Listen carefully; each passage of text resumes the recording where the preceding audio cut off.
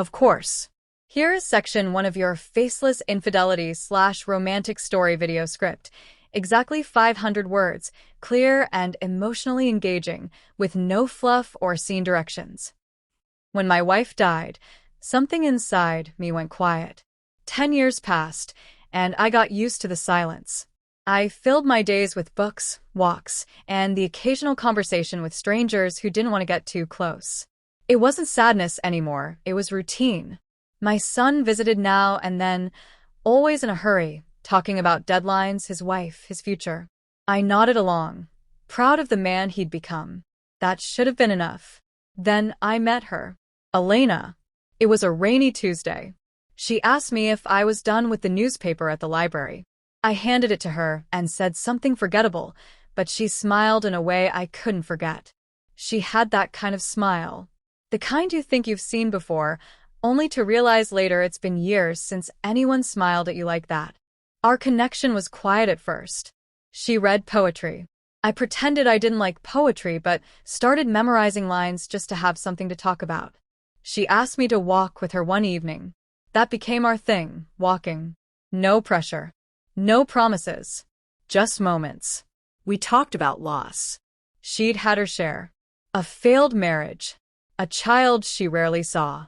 A house that didn't feel like home. We didn't talk about specifics. We didn't need to. The grief sat between us like an old friend who didn't demand attention. I hadn't told my son about her. Not yet. It wasn't a secret exactly. It just felt fragile. Like saying it aloud would ruin it. Elena felt the same way. Let's keep this just ours for a little while, she said.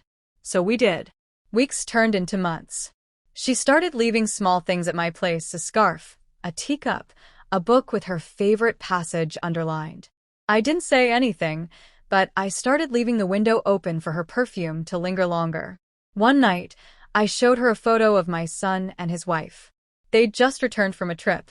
Elena stared at it longer than I expected. Her smile faltered for a second. I thought it was jealousy, maybe envy of a young couple in love. I laughed and told her not to worry, that she had nothing to be insecure about. She said nothing, just changed the subject. That pause stayed with me, but I buried it. I'd learned over the years that silence often saved more than it ruined. So I let it go. For the first time in years, I started planning things again. A weekend trip, a birthday dinner. I found myself checking my phone more often, waiting for her texts.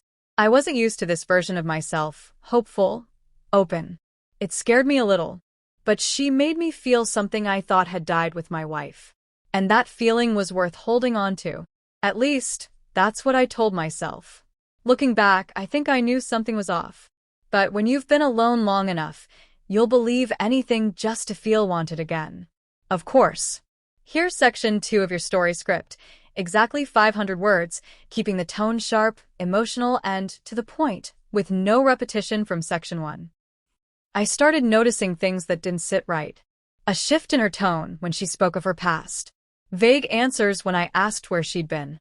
I told myself I was overthinking it, that insecurity didn't suit a man my age. But the small cracks kept appearing. One Saturday, I visited my son unannounced. He was surprised but polite. His wife wasn't home. We talked, drank coffee. Then I smelled something familiar. That same floral perfume Elena wore. Faint, but unmistakable. I asked if someone had been over. He said no, maybe his wife had tried a new scent. I nodded. I didn't believe him. He stepped away to take a call. His phone lit up. I didn't mean to look, but I saw the name. E. Just a single letter. The message preview read, "Last night was," and then the screen went dark. I swallowed hard. I left early, said I wasn't feeling well. On the way home, I tried to reason with myself. It could be anyone, maybe even Elena. But it didn't mean what I feared. People text. People have lives. I was being paranoid. But the knot in my stomach didn't go away. 2 days later, I asked Elena if she wanted to meet at our usual spot. She said she couldn't, something about work. Her voice was rushed, distracted. That night, I couldn't sleep. Something in me refused to rest without answers. The next evening, I decided to surprise her. I brought flowers. I thought maybe I'd been distant. Maybe she needed reassurance. I told myself that even if I was wrong, it would still mean something, that I cared. I walked into the cafe. And there they were. My son, Elena, sitting close, smiling. Her hand was on his. He leaned in and kissed her, soft and familiar, like it wasn't the first time. I stood there for too long. They didn't notice me. Or maybe they did and didn't care. I didn't make a scene. I just turned and walked out. There was no rage, no shouting, just this slow, hollow silence filling every inch of me. I kept walking. I don't know how far. Everything blurred. My hands were shaking. My chest felt heavy. At home, I sat in the dark. I tried to understand how it happened, how the woman I opened my heart to could be with the person I loved most in this world.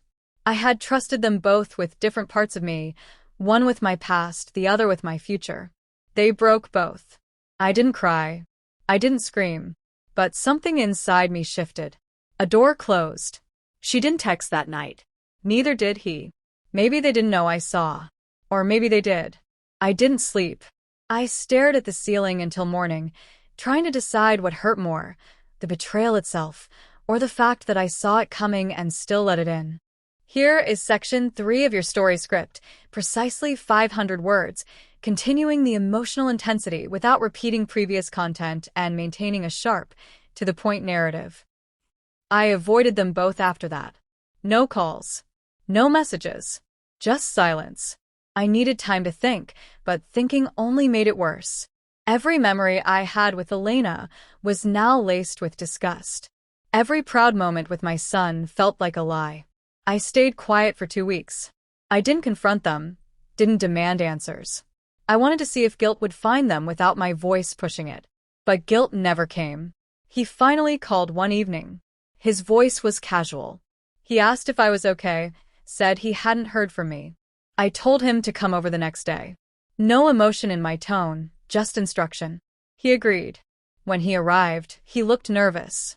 I could see it in his eyes. I didn't offer coffee. Didn't ask how he'd been. I got straight to it. I asked how long it had been going on. He looked stunned, like a child caught stealing. I watched him try to lie, watched him fail. He said it wasn't what I thought. I told him I saw them. At the cafe. That was enough. He dropped the act. Sat down. Said it started a few months ago. That it was never meant to happen. Said he didn't know I was seeing her. I didn't believe him. He said Elena met him first, that they were just talking, and then it became something more. He claimed she didn't know we were father and son at the beginning. I asked when she found out. He paused.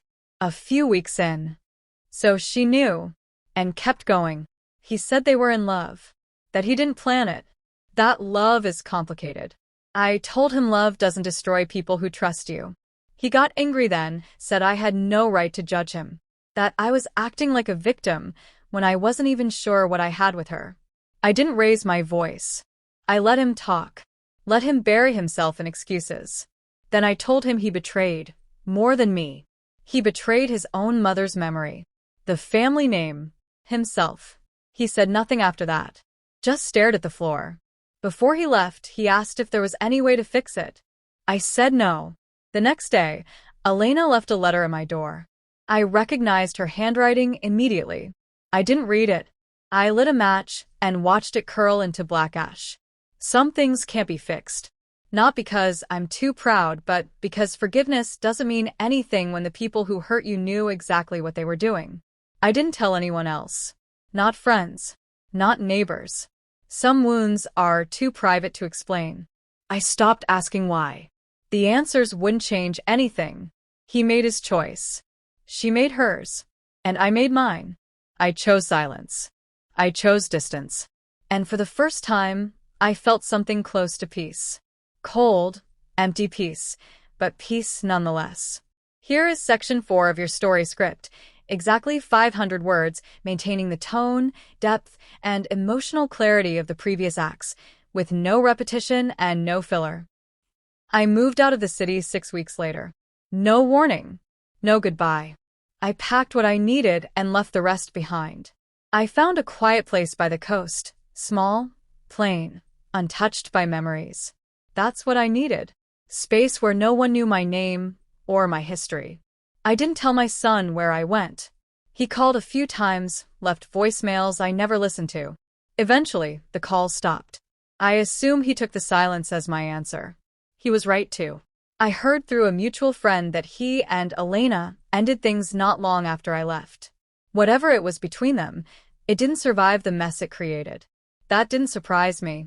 Relationships born from betrayal rarely last. Trust doesn't grow in poisoned soil. Elena tried reaching out once more. A message sent through someone we both knew. It simply said she was sorry. I didn't reply. There was nothing left to say. Her apology couldn't rebuild what she'd helped destroy. These days, I keep to myself. I volunteer at a small shelter on weekends. I spend the rest of the time tending to a little garden out back. It's quiet work. Steady. Things grow when you treat them right. Unlike people.